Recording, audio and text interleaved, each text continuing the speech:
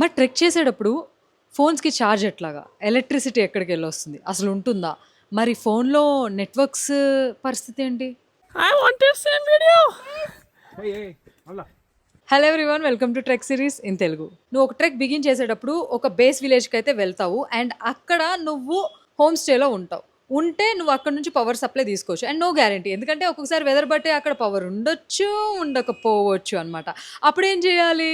You have the option, నువ్వు carry చేసే power banks ఉంటాయి కదా. Yes, you have to carry a lot of power banks. దాన్ని utilize చేసుకుని you can charge. Trek begin చేసే పాయింట్లో హోమ్ స్టే కాకుండా క్యాంప్స్లో ఉండాల్సి వస్తుంది. అప్పుడైతే నీకు ఎలాంటి ఆప్షన్ ఉండదు, బ్లైండ్గా పవర్ బ్యాంక్స్నే యూజ్ చేయాలి. ఒకవేళ కోల్డ్ టెంపరేచర్స్లో నువ్వు వెళ్ళినప్పుడు నువ్వు క్యారీ చేసే పవర్ బ్యాంక్లో ఉండే పవర్ ఒక్కొక్కసారి సడన్గా డ్రాప్ డౌన్ అయిపోతుంది. అలాంటి సిచ్యువేషన్స్లో నువ్వు ఏమి చేయలేవు. ఆ ఉండే కొంచెం బ్యాటరీని సేవ్ చేసుకో ఎమర్జెన్సీకి యూటిలైజ్ చేయడానికి.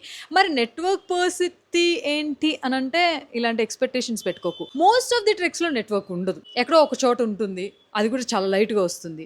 ఉండదనే జీరో నెట్వర్క్ అనే హోప్తోనే వెళ్ళు. నువ్వు మౌంటైన్స్కి వెళ్ళేటప్పుడు ఎలక్ట్రిసిటీ ఉండాలి, నీ ఫోన్లో ఛార్జ్ ఉండాలి, ఇది ఉండాలి, నెట్వర్క్ ఉండాలి, నీ ఫోన్లో మాట్లాడుకోవాలి అని అంటే అవ్వదు. నువ్వు వెళ్ళేదే ప్రశాంతత కోసం అండ్ అక్కడ కూడా నువ్వు గ్యాడ్జెట్స్ని యూటిలైజ్ చేస్తానంటే ఎలా?